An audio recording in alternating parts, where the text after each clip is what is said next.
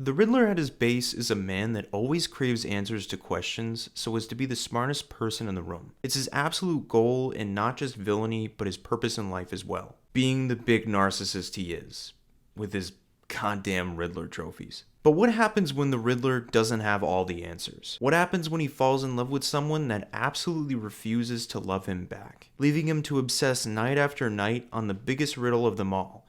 Why won't she love me back? As we start this story with the Joker telling a story about the Riddler and the riddle he couldn't solve. As a villain doing villainous things, Riddler is robbing an art gallery when all of a sudden he becomes infatuated with a woman named Jessica, who is trying to stop him from stealing. And on any other day, Jessica would have just been another hostage with a bomb strapped to her chest, but within seconds, the Riddler went from wanting to steal everything he could in the art gallery to wanting to steal this woman's heart. And she's kind of like the Queen of Hearts. Get it? Because she has his heart.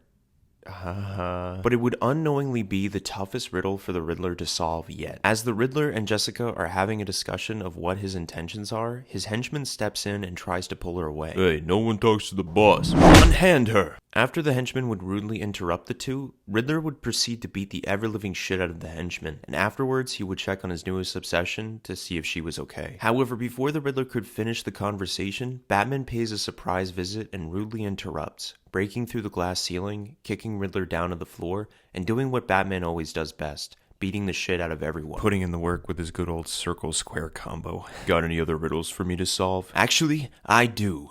When is a question mark a bomb? As the Riddler throws a bomb towards Batman to defuse. However, Batman doesn't end up defusing it, instead throwing it out of the window, luckily saving the art gallery and everyone in it, as the Riddler would make his escape. Later on, we see the Riddler reading a newspaper with his new loved interest in an article where it reads, "Survived her encounter with the Riddler." But little does she know that was only the beginning. Because the Riddler would become so obsessed with Jessica that he'd send her flowers, chocolates, teddy bears, and all the things that he thought every woman would want, only to have everything he ever sent to her be returned to him. But does the Riddler take a hint that Jessica just isn't interested in dating one of the biggest criminals in Gotham?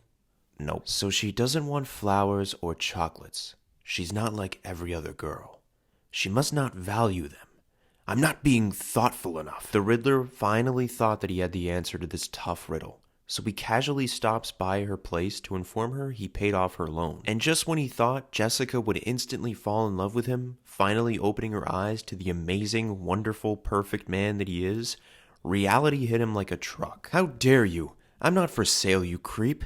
You're a criminal, and I would never, ever. The Riddler didn't quite take this rejection well, as he'd end up coping with his pain from drinking scotch from a baby bottle, along with no longer committing crimes. As every villain who'd stop by for the latest scheme would just receive the same answer from him: I'm not interested. Jessica was the riddle he couldn't solve, and it ate him up. He needed to figure out how to be the perfect man for her, so he changed.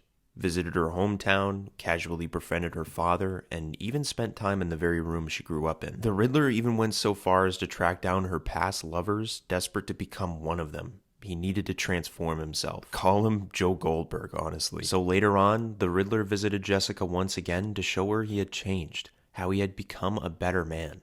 But the only response to the mountain of efforts he had gone through was a door slammed in his face. Now, does he give up now?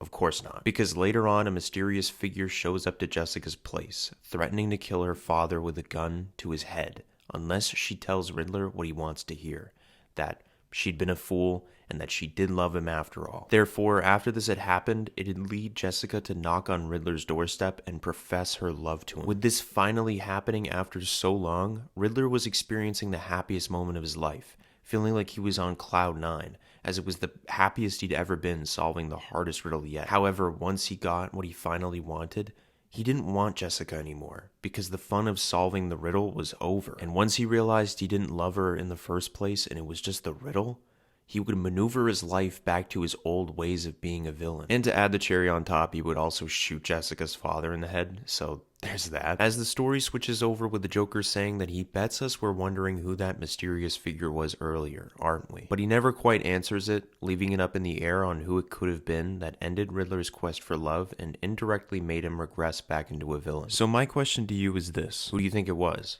Was it the Riddler? Was it the Joker? Or was it one of the other villains mentioned in the story? Let me know what you all think, and don't forget to leave a like and subscribe. And as always, I'll catch y'all on the flip side.